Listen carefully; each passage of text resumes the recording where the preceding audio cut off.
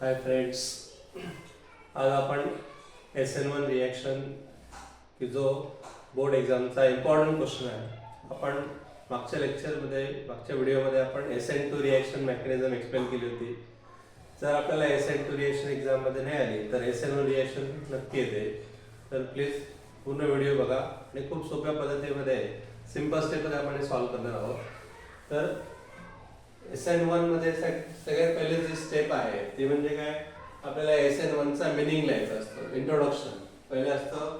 One म्हणजे काय, युनिमॉलिक्युलर. Okay, one या लेटरचा अर्थ होतो की ही रिएक्शन युनिमॉलिक्युलर आहे. त्याच्यानंतर N म्हणजे न्यूक्लिओफिलिक. N चा अर्थ काय होतो, न्यूक्लिओफिलिक म्हणजे ही न्यूक्लिओफिलिक. आणि S म्हणजे सबस्टिट्यूशन. S म्हणजे सबस्टिट्यूशन रिएक्शन आहे. ठीक आहे, पहिली स्टेप SN1 चा मीनिंग लिहायचा. स्टेप 2 मध्ये आपल्याला जनरल रिएक्शन लिहायची आहे. स्टेप सेकंड मध्ये आपल्याला लिहायचं आहे जनरल रिएक्शन. ठीक आहे, जनरल रिएक्शन म्हणजे काय की आपल्याला माहिती आहे की SN1 मध्ये टर्शरी अल्किल हॅलाइड्स इन्व्हॉल्व होतात आणि SN2 मध्ये प्रायमरी अल्किल हॅलाइड्स इन्व्हॉल्व होतात. त्यामुळे टर्शरी अल्किल हॅलाइड हा जो आहे आपला टर्शरी ब्युटिल ब्रोमाइड, ठीक आहे, रिएक्ट विथ काय, सोडियम हायड्रॉक्साइड. आणि आपल्याला माहिती आहे की आपला प्रॉडक्ट काय येणार आहे, टर्शरी ब्युटिल अल्कोहोल आपला प्रॉडक्ट येणार आहे. प्लस काय येणार आहे आपल्याला, NaBr.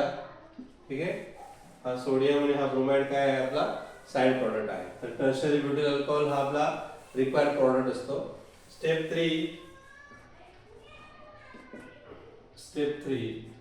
3 मध्ये आपण म्हणतो रेट लॉ. ठीक आहे, बघा मित्रांनो, आपण फक्त या सिंपल स्टेप बरेच काय करणार आहोत, आपला आन्सर लिहिणार आहोत. कारण की बोर्ड एक्झाम मध्ये आपल्याला फक्त स्टेप बाय स्टेप आपल्याला काय करायचं, आन्सर लिहायचं आहे.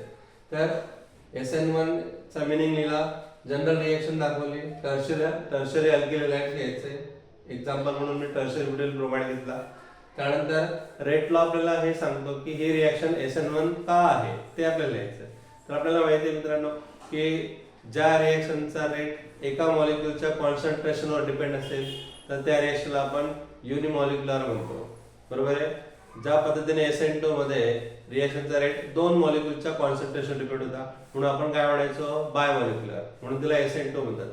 तसं SN1 चा अर्थ काय, मग एकाच मॉलिक्युलच्या कॉन्सन्ट्रेशनवर रेट डिपेंड पाहिजे. तर रेट लॉ मध्ये आपल्याला तेच लिहायचे, rate of reaction is directly proportional to काय, कॉन्सन्ट्रेशन ऑफ काय, टर्शरी ब्युटाइल ब्रोमाइड. आपण इथे स्ट्रक्चर पण काढू शकतो किंवा नाव पण लिहू शकतो. ठीक आहे, त्याच्यानंतर आपण एक कॉन्स्टंट टाकणार आणि त्या कॉन्स्टंट नाव म्हणणार आहोत आपण रेट कॉन्स्टंट. ठीक आहे, तर तिसऱ्या स्टेप मध्ये आपल्याला फक्त रेट लॉ लिहायचा आहे की ह्या रिएक्शनचा रेट फक्त आणि फक्त कोणावर डिपेंड आहे, टर्शरी ब्युटिल ब्रोमाइड वरच डिपेंड आहे. ठीक आहे, त्यानंतर हा जो K आहे त्याला आपल्याला काय म्हणायचंय, रेट कॉन्स्टंट. ठीक आहे, हे झाल्यानंतर स्टेप 4 जे आहे ते आपल्याला फक्त मेकॅनिझम लिहायचं. त्याच्यानंतर लिहायचं स्टेप 4. स्टेप 4 मध्ये आपल्याला रिएक्शन मेकॅनिझम लिहायचं. काय लिहायचंय, तर रिएक्शन मेकॅनिझम कसं लिहायचंय, तर 3D मध्ये आपल्याला इथे बघा,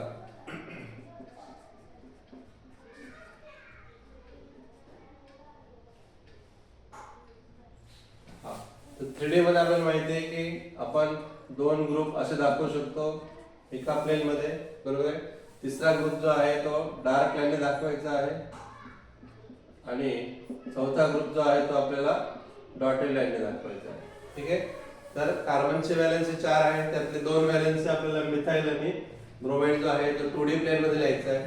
जो तिसरा ग्रुप आहे CH3 तो डार्क लाईनने म्हणजे टुवर्ड द ऑब्झर्वर, आणि जो चौथा मिथाइल ग्रुप आहे तो अवे फ्रॉम द ऑब्झर्वर म्हणजे बिहाइंड द प्लेन, तर डॉटेड लाईनने दाखवायचा आहे. त्याच्यानंतर स्टेप 1 काय होते, इथे स्लो स्टेप. ठीक आहे, स्टेप 1 मध्ये काय होतं की अगोदर हा ब्रोमीन निघून जातो. जसं SN2 मध्ये न्यूक्लियोफाइल हा बॅक साइड अटॅक करतो त्या पद्धतीने मित्रांनो ह्या रिएक्शन मध्ये हा जो न्यूक्लिओफाइल आहे आपला OH मायनस, तर हा फ्रंट साइड अटॅक पण करू शकत नाही का, कारण की ब्रोमिनवर काय आहे निगेटिव्ह साइड आहे. निगेटिव्ह साइन निगेटिव्ह रिपल्शन होईल आपल्याला माहिती आहे. न्यूक्लिओफाइल आणि ब्रोमिनचा सेम चार्ज असल्यामुळे तो फ्रंट अटॅक करू शकत नाही. तर बॅक साइड अटॅक करण्यासाठी पण इथे चान्स नाही आहे, कारण की हे तिघं CH3 काय मोठे ग्रुप असल्यामुळे न्यूक्लिओफाइलला बॅक साइड अटॅक पण पॉसिबल नाही आणि फ्रंट साइड अटॅक पण पॉसिबल नसते. त्यामुळे ही रिएक्शन 2 स्टेप मध्ये होते. तर पहिले ब्रोमिन निघून जातं. बरं, ब्रोमिन का निघतो? कारण की केमिस्ट्रीमध्ये एका कार्बनला जर 4 मोठे ग्रुप असतील तर आपण त्याला स्टेरिक हिंड्रन्स म्हणतो, म्हणजे त्यांच्यामध्ये रिपल्शन तयार होतं आणि त्यातला एक ग्रुप निघून जातो. तर ब्रोमिन हा मोठा ग्रुप असल्यामुळे तो गुड लिव्हिंग ग्रुप आहे, तो लवकर निघून जातो. तर ब्रोमिन निघून गेल्यामुळे काय होईल, आता कार्बनवर काय येणार आहे, यस, तर पॉझिटिव्ह चार्ज. म्हणजे आता एका कार्बनमध्ये 4 ग्रुप होते मोठाले, त्याच्यामुळे चारीमध्ये रिपल्शन होत होतं. त्यामुळे काय झालं की ब्रोमिन निघून गेला. आता कार्बनवरती त्याला 3 ग्रुप आले, त्यामुळे आता ते एकमेकांपासून दूर सेपरेट राहतील आणि कार्बनचे इलेक्ट्रॉन लॉस झाले तर तो पॉझिटिव्ह चार्ज झाला.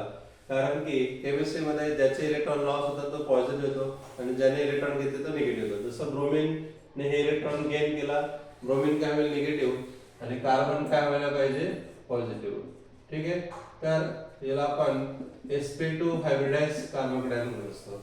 ठीक आहे, त्याच्यानंतर पुढची स्टेप आहे ती म्हणजे स्टेप 5. ठीक आहे, स्टेप 5 मध्ये आपल्याला लिहायचं असतं स्टेप 2 ही स्लो स्टेप झाली. आता न्यूक्लिओफाइलचा अटॅक काय होईल मग फास्ट स्टेप मध्ये. आता इथे बघा पुढची स्टेप राहते फास्ट स्टेप. पहिली स्टेप असते स्लो स्टेप. स्लो स्टेप मध्ये काय झालं, ब्रोमिन निघून गेला, कार्बोकॅटायन तयार झाला. आता दुसरी स्टेप असते फास्ट स्टेप, कारण की SN1 ही 2 स्टेप असते आणि SN2 ही 1 स्टेप असते. ठीक आहे, आता आपण SN1 बघतोय त्यामुळे ही 2 स्टेप मध्ये व्हायला पाहिजे. पहिल्या स्टेप मध्ये कार्बोकॅटायन तयार झाला. आता दुसऱ्या स्टेप मध्ये काय होणार आहे तर न्यूक्लिओफाइल अटॅक करणार आहे. तर न्यूक्लिओफाइल अटॅक करताना हा फ्रंट साइड पण अटॅक करू शकतो आणि हा बॅक साइड पण अटॅक करू शकतो. इथे बघा मित्रांनो, जर आपण SN2 रिएक्शन बघितली तर SN2 मध्ये ती रिएक्शन सिंगल स्टेप मध्ये होते आणि बॅक साइडने अटॅक होतो. पण SN1 ही 2 स्टेप मध्ये होते. जसं ब्रोमिन निघून गेला, पहिल्या स्टेप मध्ये कार्बोकॅटायन तयार झाला आणि मग दुसऱ्या स्टेप मध्ये हा न्यूक्लिओफाइल आता अटॅक करू शकतो. पण इथे अटॅक हा दोघं प्रकारे करू शकतो, फ्रंट साइड अटॅक आणि बॅक साइड अटॅक.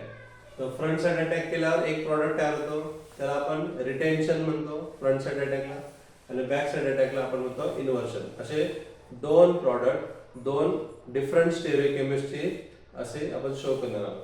तर इथे आपण मेकॅनिझम मध्ये दाखवलं की front side attack back side attack केव्हा होतोय फास्ट स्टेप मध्ये. प्रॉडक्ट काय आहे मित्रांनो, इथे एकदा OH कुठे दाखवायचं आपल्याला, यस, लेफ्ट साइडला. ठीक आहे, आणि एकदा OH आपल्याला कुठे दाखवायचं आहे तर राईट साइडला दाखवायचं आहे. ठीक आहे, तुम्ही बघू शकता की टर्शियरी ब्युटिल अल्कोहोल तयार झाला आणि हा एकदा OH लेफ्ट साइडला आहे, म्हणजे 50% आपण त्याला म्हणणार इन्व्हर्शन आणि 50% आपण म्हणणार याला रिटेन्शन. ठीक आहे, तर ही जी आपली 5 स्टेप आहे जिला आपण स्टेरिओ केमिस्ट्री म्हणतो. काय म्हणतो, स्टेरिओ केमिस्ट्री. तर स्टेरिओ केमिस्ट्री मध्ये आपण हे 2 प्रॉडक्ट पुन्हा रिपीट दाखवतो. हे तर मी स्टेप 3 मध्ये दाखवलेले आहे, स्टेप 4 मध्ये सॉरी रिएक्शन मेकॅनिझम मध्ये.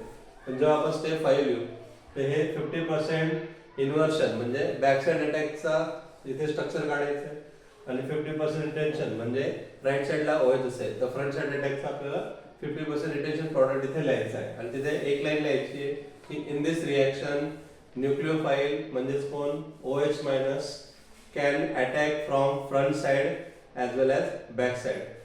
The front side shows 50% retention stereochemistry and back side shows 50% inversion of stereochemistry.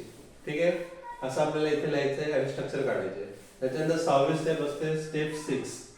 Step 6 मध्ये आपण लिहितो एनर्जी प्रोफाईल डायग्राम. ठीक आहे, ईपीडीचा लॉंग फॉर्म काय होतो? Energy profile diagram. Energy profile diagram काय असतं मित्रांनो? तर ही रिएक्शन मेकॅनिझम होताना एनर्जी कशी अप अँड डाऊन होते किंवा कमी जास्त होते, एनर्जी व्हॅरी कशी होते ते शो करणं म्हणजेच एनर्जी प्रोफाईल डायग्राम.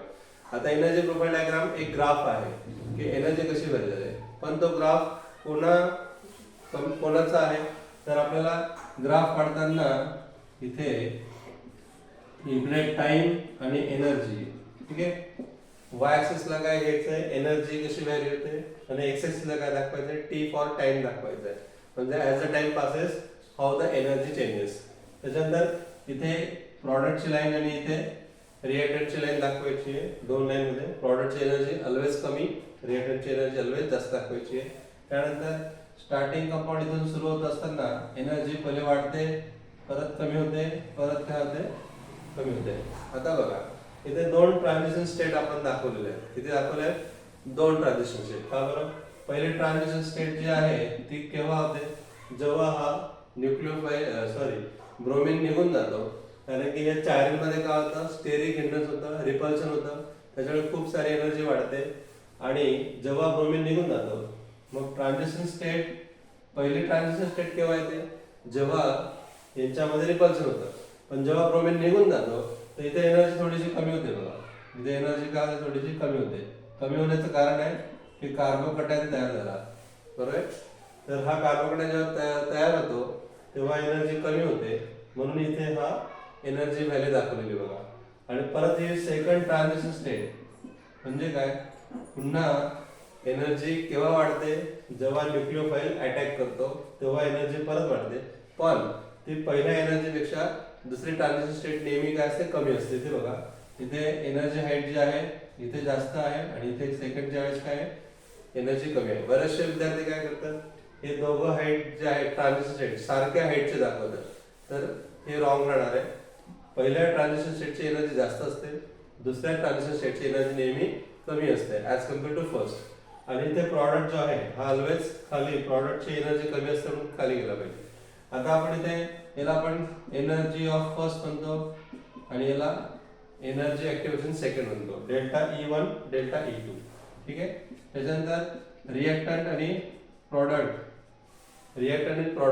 यांच्यातली जी हीट आहे त्या हीटला आपण चेंज इन एन्थाल्पी म्हणतो. डेल्टा H इथे शो करायचं आहे. बस अशा सिंपल टोटल 6 स्टेप मध्ये आपल्याला काय करायचंय? हे आन्सर जस्टिफाय करायचंय. तर पुन्हा एकदा बघा 2 मिनिटांमध्ये आपण इथे रिवाइज करूया. SN1 चा इंट्रोडक्शन द्यायचंय. 1 म्हणजे युनिमॉलिक्युलर, N म्हणजे न्यूक्लियोफिलिक आणि S म्हणजे सबस्टिट्यूशन. जनरल रिएक्शन आपल्याला टर्शियरी ब्युटिल अल्किल घ्यायचं आहे, हे विसरू नका. त्याच्यानंतर NaOH टर्शियरी ब्युटिल अल्कोहोल तयार होईल. NaBr निघून जाईल आणि हा OH इथे येईल, है ना. सबस्टिट्यूशन रिएक्शन म्हणजे काय? ब्रोमीनची जागा कोणी घेतली? OH नी. एक ऍटम दुसऱ्या ऍटम किंवा ग्रुपने रिप्लेस झाला तर आपण त्याला काय म्हणतो? Substitution reaction. ठीक, SN. त्याच्यानंतर रेट लॉ मध्ये आपल्याला एकच लिहायचंय. ER रिएक्शनचा रेट कोणाला डायरेक्टली प्रश्न आहे तर फक्त आणि फक्त एकच मॉलिक्युलच्या कॉन्सन्ट्रेशन होतं, तो म्हणजे कोण? Tertiary butyl bromide. म्हणून ही रिएक्शन काय आहे? युनिमॉलिक्युलर आहे. त्याच्यानंतर आपल्याला रिएक्शन मेकॅनिझम दाखवताना हाच टर्शियरी ब्युटाइल जो आहे हा 3D मध्ये लिहायचा आहे. लिहिताना आपल्याला दोन मिथाइल हे 2D मध्ये लिहायचंय. एक अबोव द प्लेन डार्क लाईनने, एक बिलो द प्लेन डॉटेड लाईनने. त्याच्यानंतर पहिले स्लो स्टेप दाखवायची, दुसरी फास्ट स्टेप. कारण SN1 ही 2 स्टेप होते. स्लो स्टेप मध्ये आपल्याला ब्रोमीन काढून घ्यायचं आहे आणि कार्बोकॅटायन तयार करायचं आहे आणि त्याचं हायब्रिडायझेशन. ठीक आहे. आणि फास्ट स्टेप मध्ये मग न्यूक्लियोफाइल अटॅक करेल. Front side attack, back side attack, 50% inversion, 50% retention. त्याच्यानंतर स्टेरियोकेमिस्ट्री मध्ये आपल्याला काय करायचंय? हे दोन प्रॉडक्ट पुन्हा लिहायचे आणि तिथे फक्त 2 लाईन लिहायचे की फ्रंट साइड अटॅक केल्यामुळे रिटेन्शन आणि बॅक साइड अटॅक केल्यामुळे 50% इन्व्हर्शन. दोघं अटॅक पॉसिबल आहे. त्याच्यानंतर एनर्जी प्रोफाइल डायग्राम सांगितली की आपल्याला 2 ट्रान्झिशन स्टेट दाखवायचे आहेत, TS1 आणि TS2. बरोबर आहे. तर TS1 ची हाईट ही याच्यापेक्षा काय पाहिजे? जास्त पाहिजे. प्लस 2 एनर्जी ऑफ ऍक्टिव्हेशन आणि 1 डेल्टा H. आणि या ग्राफचं नेचर जे आहे रिएक्टंटची एनर्जी ती जास्त दाखवायची आणि प्रॉडक्टची एनर्जी कमी दाखवायची. ठीक आहे. तर अशा पद्धतीने आपण SN1 चा क्वेश्चन सॉल्व्ह केला आहे की जो बोर्ड एक्झाममध्ये दरवर्षी विचारला जातो. जर तुम्हाला व्हिडिओ आवडला असेल तर प्लीज लाईक करा अँड सबस्क्राईब करा. Thank you for. मी पुन्हा नेम रिॲक्शन अजून टाकणार आहे, तर कृपया करून बोर्ड एक्झामसाठी ते सगळे व्हिडिओ बघावे आणि प्लीज कमेंट आणि लाईक सबस्क्राईब करा. थँक्यू.